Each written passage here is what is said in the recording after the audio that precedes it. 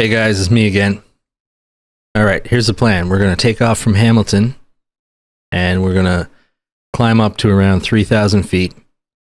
We'll intercept the 230 radial inbound on the 050 heading to the Toronto VOR, YYZ VOR. And we'll do an ILS runway 08 without using any GPS. When we get to the runway, we're going to do a missed approach. We'll follow the procedure and then go into a holding pattern, if everything works out. So let's see how we do. We're spawning here in on the runway, with the engines already running, of course, because it's just much easier. I will do a cold and dark tutorial soon, but for now this is cool. So, ready to fly. I'm going to go through some of the setup that we're going to do now. So, I will put the approach plate up for the ILS 08. And you'll see all this. I'll put it maybe in the corner there or something. First thing I'm going to do is get rid of the yoke or the stick. We don't need it. I'm going to center our heading bug or track bug, which is what it is. If I switched it this way, it's a heading bug. Switch it this, track bug. We're going to keep it on track for this flight, and I'll explain why in a little bit. It will make a difference. Although it doesn't make a difference for whatever you select, the plane still flies it versus heading or track as far as I believe the DC design setup is, so that's okay. It's just that in order to do what we need to do, that's going to be very helpful. I'm going to set up our auto throttle now while we're on the ground, so later I don't have to fiddle with it in the air. And I want this number where it says 105, I'm going to change that with this wheel down here to 200 knots. That's just a nice even number and gives us time to not go too fast. Because if I go too fast, I'll just overshoot. I'll over fly everything, and I don't want to mess it up. I want to show you how to do it right. Okay, we got 200 knots set there. I'm gonna go 3,000. I'm using my altitude bugs that I set up on the joystick. You can do that also by just dialing this dial here. I didn't hit any other buttons, so I didn't turn on the speed or the altitude. Or none of that stuff yet. Okay, so what we're gonna do is we're gonna go and intercept that radial that I said. So we're gonna need something to follow. So normally, all right. Also, because we're not using any GPS, we're gonna get this out of the way real fast. This nav/GPS button here, by default, it's on GPS. So that's what it's on now, even though it's on the nav side. So keep that in mind. I think it's a mistake. I think the button was just animated incorrectly. So when I click it on this side, it's on nav, even though it says GPS here. Okay, but if you put my mouse on, it says hit it again to swap to GPS. So obviously it's just a mistake in the design. That can be easily fixed in the future, no doubt. But it's on the GPS side, but nav mode.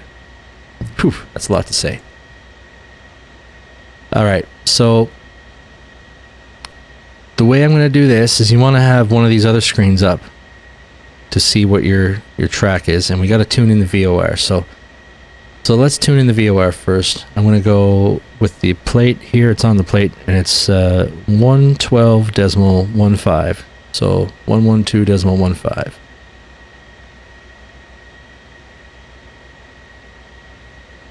There we go. I'll swap that. You'll see I got that frequency in here, and that'll give us the VOR. Once we take off, we should be able to see that. And our other frequency for the localizer is 110.15. So we already got 110 there. I'm just going to sweep that up to 15. There, 110.15. That's our standby. We're going to use that for the ILS 08 into Toronto City Center. Everything else looks pretty good, but I can't see my track mode like this. So this button over here, it says TV norm. Swap it up, and it gives you your map view, and now you can see your track bug. Like I said, though, if you have it on heading, this is where the difference is. When I switch it to heading mode, that goes away, and you don't see anything, right? So you can't tell what you select for a heading for it to manually roll out on. I think that's probably a mistake, but I don't know. But I will, just for the purposes of what we're doing, leave it on track mode so I can always see what I'm telling the autopilot to do. Okay? And I think that's all we got to cover for now. Oh, I do want to try to set up my course and see if I can dial that in. I might not be able to dial it in until there's an actual signal from the frequency, because it lets me rotate this, but we're not using this instrument. That's for the ADF. We're going to use the screen here, and it's not letting me set anything. So we'll do that in the air. Let's take off and see if we can pick up the VOR. Park brakes released. And off we go.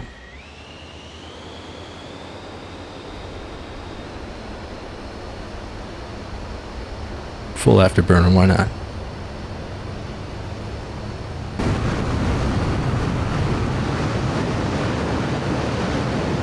Positive rate, gear up.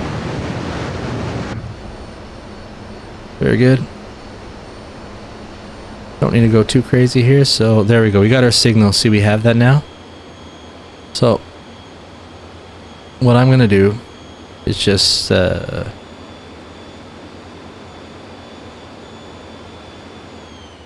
bring my power back a little bit so we don't go too crazy. Since I've already set up my auto throttle, I'm just going to hit this speed button. That'll keep us at 200 knots till we're ready to change it. Okay?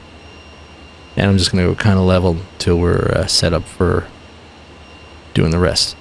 So the course that we said we want to go on is 050 inbound, so I'm going to dial that into here. Let's zoom in so we can see it.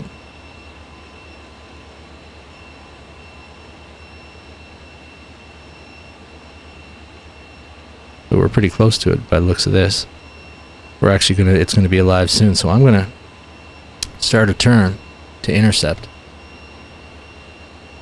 As you see, this line will come in slowly, and I could be using Autopilot to do this, but because it's so close, I just want to get it at least in the vicinity before I go back to using Autopilot. So the only thing I have on now that's auto is the auto throttle. And as you can see, it looks like it's starting to come alive. This will be a decent, gentle intercept. So on this heading, it's going to kind of stay in this vicinity for now. I want to level off at 3,000 anyways. So let's turn on the Autopilot. First thing, center the heading bug right here. Puts it right in front of you. I'm literally just going to do 3 switches now. It's going to be heading, alt, and engage. And that's what it's doing. It's following our heading. Our altitude was 2,900. I just upped it to 3,000. And our localizer, our track is alive. You see that magenta line coming in. So the intercept's going to be pretty successful, I think. We're doing 200 knots, 3,000 feet. Everything is looking good. Now, I'm not sure if I let it automatically intercept how it's going to do it at slower speed. So let's just try it. What you do to intercept it, since we are on nav mode, we're going to pick nav mode here as well. And you're going to see that when we switch this to nav mode, we have LNAV VOR and alt. It has VOR below it, not GPS. So now it's tracking the VOR, and it's gonna close this this track into the proper track and follow it. So we're gonna let it do that. I just hit the B key, which basically sets your altimeter to the local region. All right.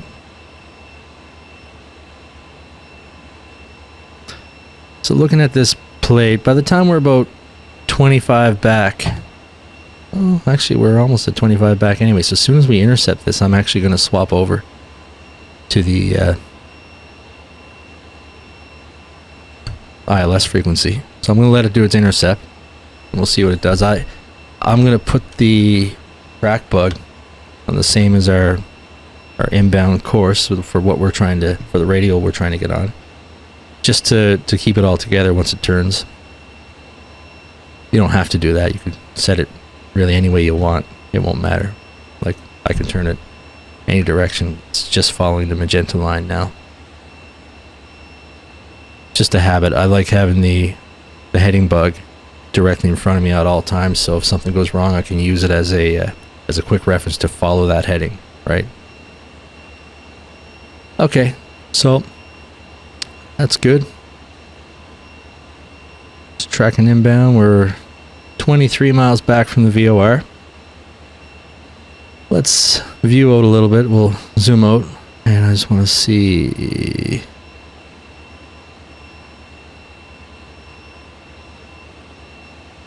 there's anything that I recognize.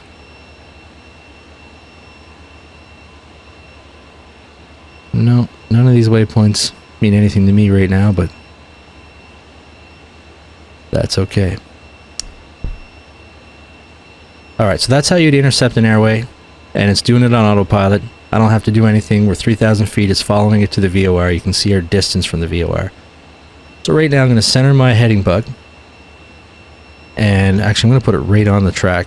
I don't know if this will help or not or make any difference, but now I'm going to swap it to heading mode, or track mode in this case. And as long as it says track cell, it's going to follow what our track bug is set to. We're no longer following this magenta line. We're just set up for it. We'll pretend this is a vector that they gave us. And now we're going to swap over to the ILS frequency. And you'll see this is our ILS direction. It's 085. And we're waiting to see if this this localizer come alive. Okay, so that's our next step. We're at 3,000 feet. That's AGL basically. The field elevation on the plate is 252 for city center. So close to 3,000 feet above ground is an ideal intercept altitude for a good ILS to get stable up high and follow it right down. 3,000 is what I usually like doing in real life too. So it's great, pretty standard. So looking on the approach plate, I see BORID, B-O-R-I-D, is the intermediate fix. And if you look at the GPS, there's BORID. So this is an indication that when this line gets closer to BORID, this is going to start moving in. So we'll be ready. That's it. All I'm going to do once we reach there is hit this bottom ILS switch. That's it. It will intercept and it'll take us down. We got the 200 knots set here, so our speed is taken care of. Right now our altitude of 3,000 is working out fine. We're in nav mode, and that's just a recap of all the stuff we've done. And we're using this map view just for simplicity.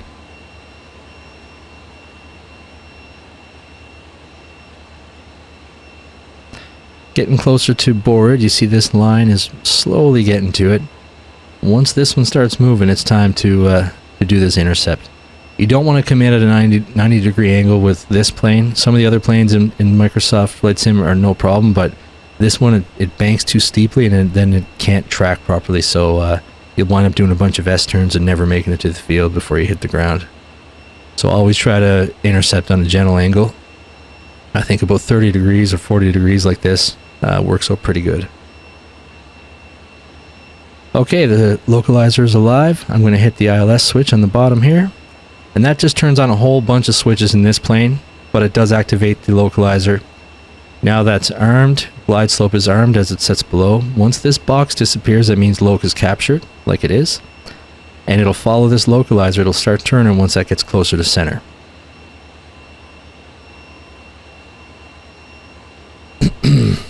So we'll let it do its thing here. It's going to turn in. Excellent. That's what we want.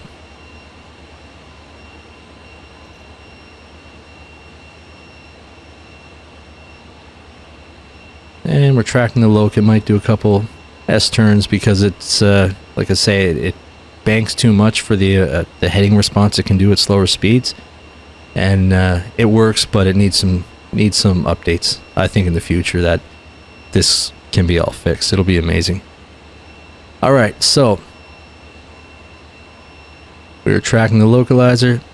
Glide slope is above us. We got our speed under control. Our flaps are automatic. They're already down because of our slow speed. But that's one thing I like about this plane. You don't have to worry about any of that stuff, which you don't have to think really. And I'm not used to that, but I like it. Usually everything like that with flaps is all manual. You select when it goes on and all that, so.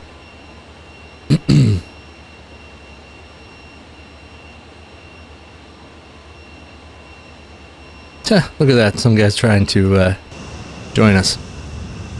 Doesn't realize I'm making a video. That's super cool, though.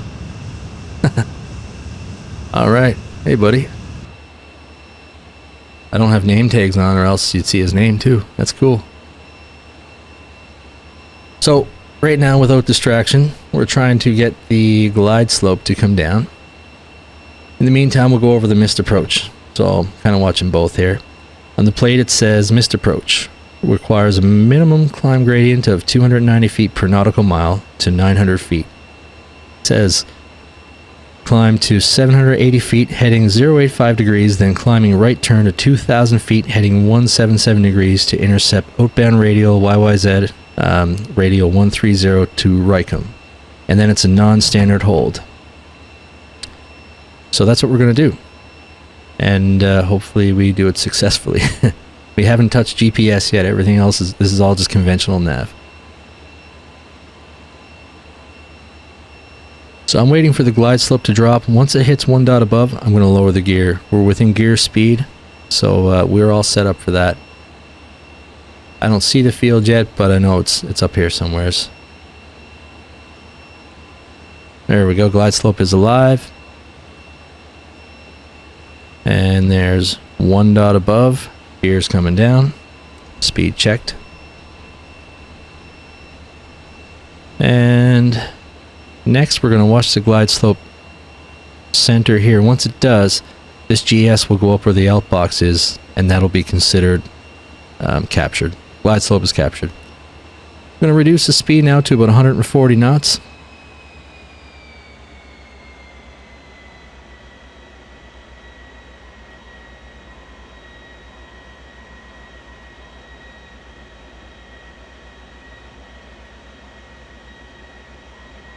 And let it do its thing. So ideally for the ILS, what you really need in this plane is to have this top one on. But when you hit this bottom switch, it does a whole pile of other things. So to enable the ILS, I just did that, and it kind of worked its own magic, right? But now that we're getting closer to the field and everything is where it's got to be. Oh, there's that guy again. Did he just crash? I don't know. Anyways, we don't need this bottom ILS one anymore, right? I'm turning it off because when we go missed, I don't want this interfering with any other buttons that we're doing, because we want to be able to follow the missed approach. And I've tried this before, and you know, I'd go to hit a different button, and because this was up, it screwed with the missed approach actually being done. Hey, he didn't crash, he made it. That looks really cool. Final approach fix is Ronto, and the crossing of that, the FAF crossing, is 1480. Let's check our altitude.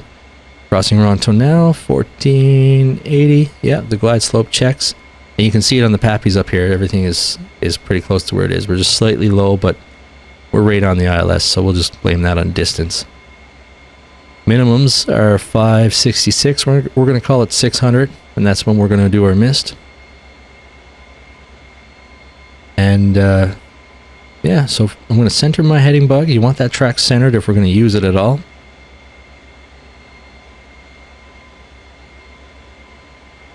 And got 140. I'm carrying a little extra speed because there's a good chance we're going missed. And we're going missed because I'm planning it.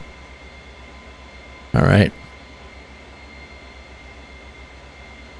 So I'm going to turn off the ILS now. We're going to track down. I'm going to go heading. Alt. And there was our minimums just coming up here. We're just slightly above them, but just because I'm using the autopilot to do this missed approach, I'm not going to mess with it. We'll just say we went to 600, even though we went to 7. Beautiful city. Oh, I want to keep my track there. So I activated track cell and alt. With these two buttons, we're holding 140 knots with our auto throttle. We're going to do our climb out to 2,000 feet. Okay. Positive rate, gear up. And we're climbing out. I'm going to increase our speed actually a little bit more. To 150 at least, just so we have good response. We're through 780. I'm going to start my turn to 177. So I'm turning my track to that. We got to be careful not to bust 2,000 feet. I would be letting tower know that we went missed. I would call the they would direct me to call Toronto Center. So we're going to go past it a little bit because the plane doesn't like to roll out very well. That's okay. We're very close to 177, which is where we want to be, and 2,000 feet. So there, that was our missed approach procedure beginning. And the next part of it is that we got to intercept the 130 outbound radio from the VOR. Well, we have that tuned in. We're going to swap our frequencies over. And we're going to dial in the course. So I'm going to use my bugs, but you can do this as well. We want the course to be, what was it again? Sorry, 130.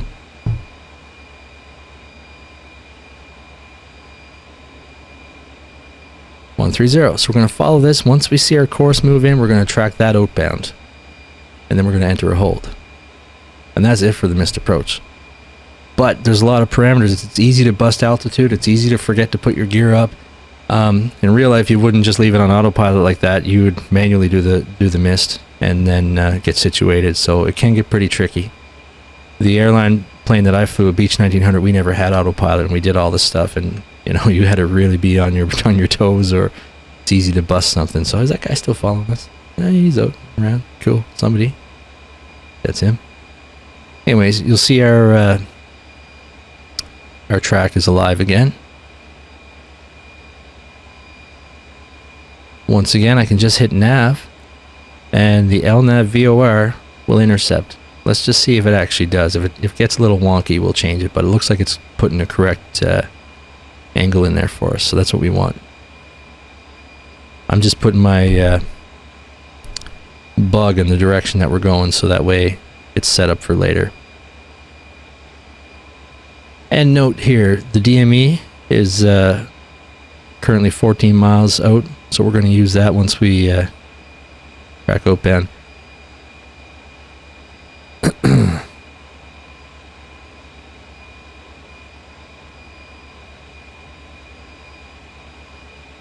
Alright, let's see if it actually makes this turn. I hope it does. Alright, good. That's been pretty reliable. We're going slow, 150 knots. I can up that to, we'll do 170 knots. And we're in a jet, we could actually go faster. I'm just, I'm used to turboprop, so. Okay. We'll take it at 170. Center my heading bug, or track bug, once again. I'm actually going to put it right on our track that we want to be on, assume it's going to work. And like I said, we're looking for this number, which is now 17, to turn into 25.4. That's where we know we're at the intersection where it's Rycombe. That's 25.4 DME from this VOR on this radial. And when we do it, we're going to do a teardrop entry for a non-standard hold. Non-standard means it's going to have all left turns, whereas a regular hold has right turns. Okay? And to do this, what I'm going to do is set up a timer. I want to have this ready on my phone, at least. Wish I had an actual timer in the plane. There might be, I just don't know where it's at.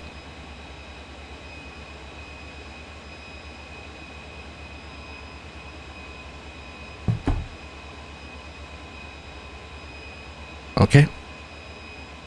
And what we're going to do is now put it on track mode again. So I'm going to go track select. By doing that, I just hit the heading switch down here. You'll see it went from the LNAV VOR to track select. So we're now following what the bug is set to. That's why I centered it first. I'm going to take my course. I'm going to flip it around. So now our inbound track will be 310. Okay, we're going to use that once we start our hold. So now we're waiting for 25.4 nautical miles to show up. That's when we're at Riker, and we're going to do a 30-degree turn to the right. and then the rest will all be left turns for this hold. We would have communicated with Toronto Center to let them know what we're doing. They would know that we're going to the hold following the standard missed approach. And usually it's just runway heading and whatever altitude they give you. You're usually vectored in around, as soon as you go miss, they got a plan for you already most times in real life. But this is good. Get my timer ready. Riker's in about a mile.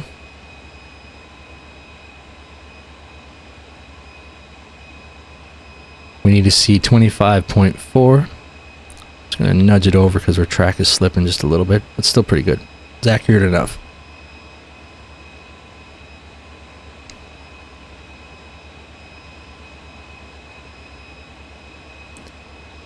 Alright, there's 25.4. Doing about 30 degrees. And I'm going to start my timer now. I would call Toronto Center and say Hunter 123 is entering the hold. Let it roll out. We're going to fly this heading for about a minute, and then we're going to turn back in, and then we're going to start our racetrack pattern with left turns.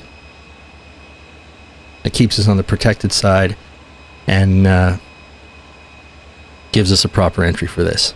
There's other ways you could do it. You could have done a parallel entry, which is a little bit different. But from our direction, it wouldn't have made sense to try to do anything direct.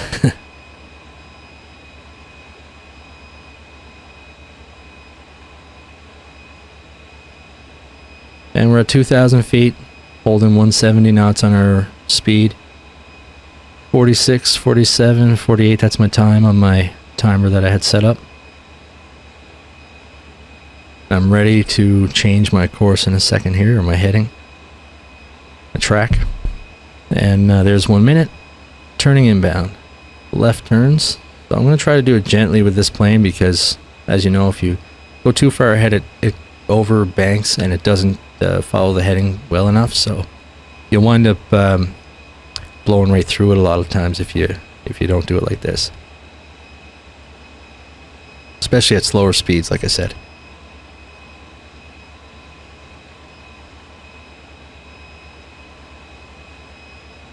I do want it a little bit steeper because I want to come around and make that a non-issue for our inbound leg.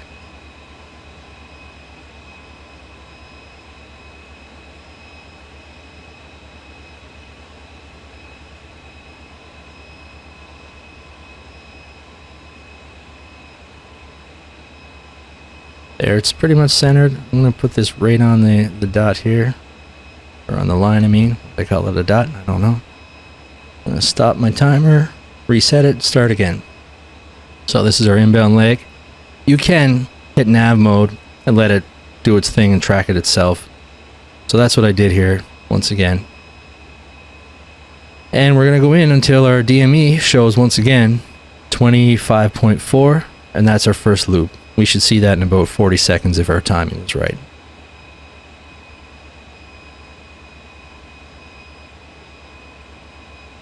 You want to have a minute outbound leg and a minute inbound leg as you do your racetrack pattern.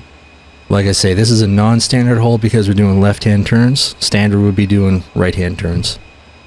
And the entry would have been a little bit different, but if you look at it on the map view, you can see how it would just be the opposite. You'd put 30 degrees on the other side of it instead of what we did.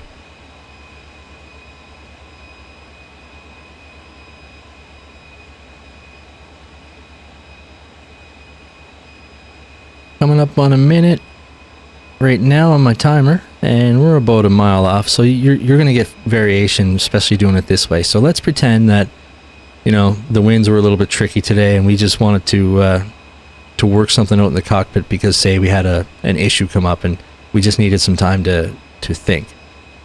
So at 25.4 in this case, I would say Toronto Center, Hunter 1234 is established in the hold, because now we're in the hold, and it's all going to be left turns from now on with this version, non-standard. Oh, you know what I did? I didn't switch it over. That's why we're not turning. There we go. Track select. Let it do its turn. I started turning the bug, but the plane wasn't responding. That's because I was actually tracking the loc-in.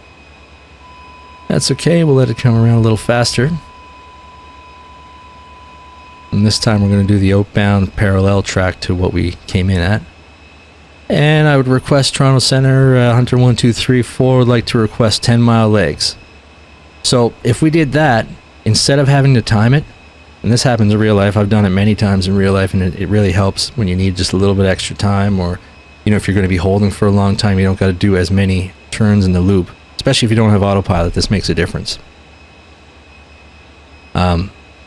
They get back and they say it was approved if they could, and what you would do is you'd fly outbound for 10 miles from the fix, and once you got 10 miles on your DME, you turn inbound, and that's another 10 miles, and you just keep repeating that. So I might do one loop like that just to show you, but that's pretty much it.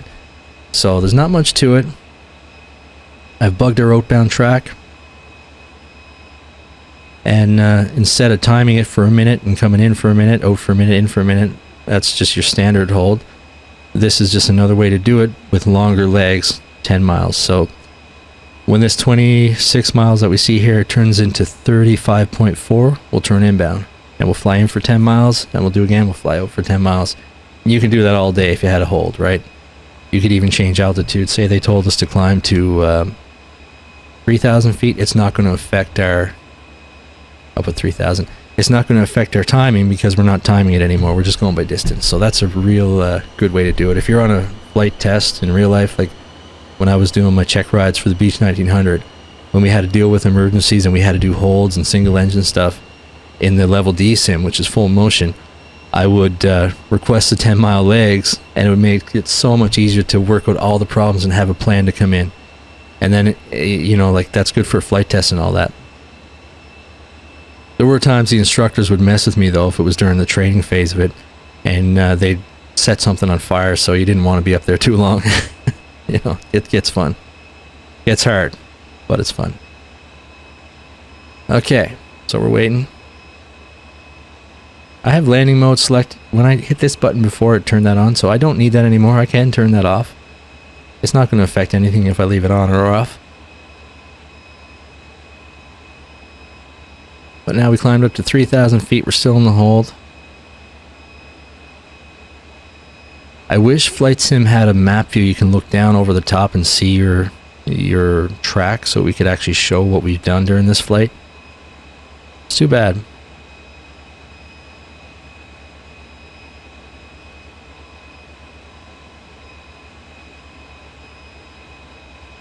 But once you figure out the systems and how to do this kind of stuff with this plane, it's awesome.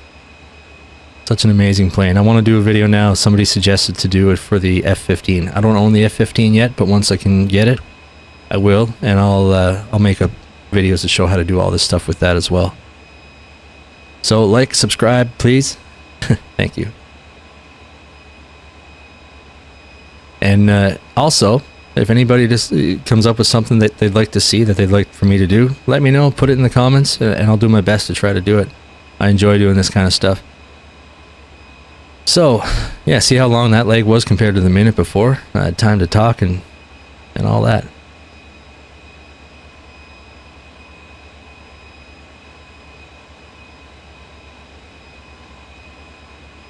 Okay, we still got time. Another mile and a little bit.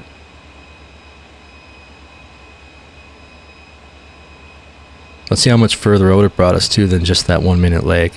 So that's good if you're trying to buy time.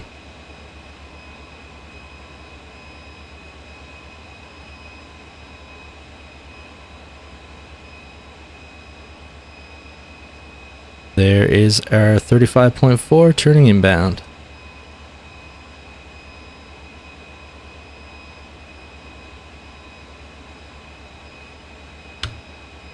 Turn so steep.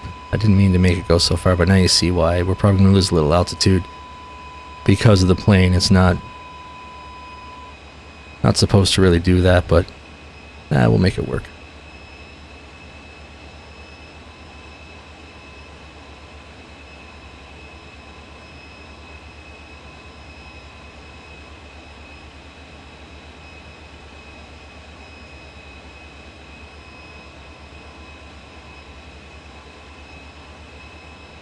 Let it roll out on that. track there. Going to be just a little past it. As you can see, the line just went a little bit on that side of it. Still within limits, but no problem, like by any means. I'm going to actually hit the nav mode again. I'll let it slightly intercept, and we'll go back inbound until it hits 25.4. And that's how you would do a hold in 10-mile legs as well. But yeah, so, you know, if anybody has any videos that they'd like to see made up on any of this stuff, any of the planes, I'd be more than happy to try to do it if I own the plane. If I don't own the plane, then it's going to have to wait till I can afford it or buy it. But yeah. I do own the MB339 jet. That's awesome. It doesn't have an autopilot or a HUD, but you can still navigate IMC with it and do an ILS and all that. So if you'd like to see a video about that, let me know. I got the Carinauto Piper Seneca 5. That's an amazing plane. And of course all the default planes as well. I did buy the Mirage, the Eurofighter, not Mirage, Eurofighter. And I don't like that. That was in the marketplace. It wasn't very expensive, but I can see why. It's not realistic as far as the handling and the power. It's way over exaggerated, and I don't even use it. I wish I could return it actually. So I strongly don't recommend buying that one. Save your money and buy this one. It's amazing. And like I said, with some updates, they can fix this GPS problem down here, the button being on the wrong side, and you know, the heading being slow to respond and the bank being a little bit too much. Well, that can all be tweaked with future updates, right? So I hope they do address it. If they do, that'll make this plane be my all-time fave for flight sim. Pretty much already is. I just love it, but I know it could be a little better, and that type of stuff would help. Maybe I'll do another video on this one, how to do an ADF approach. Not tonight though.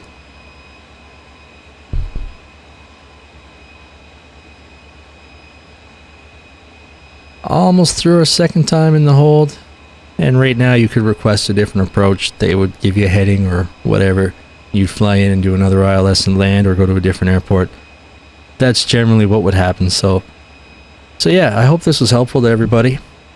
I'm just going to wait till we get to that distance before I end the video, but we pretty much covered everything we had to cover.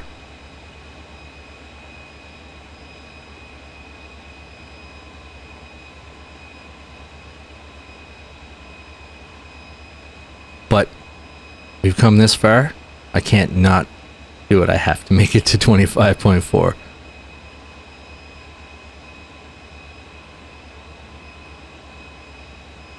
Okay, we'll say that our plan is now gonna change, and we're gonna go back and do the ILS 08. They'll give us a vector, like I said, and we're no longer having to hold once they tell us where to go. 25.5.4. Okay. Hope you enjoyed it. Thanks again for watching. I really appreciate it if you would subscribe or tell me what you'd like to see in another video, and I'll do my best. Have a great evening. Yeah.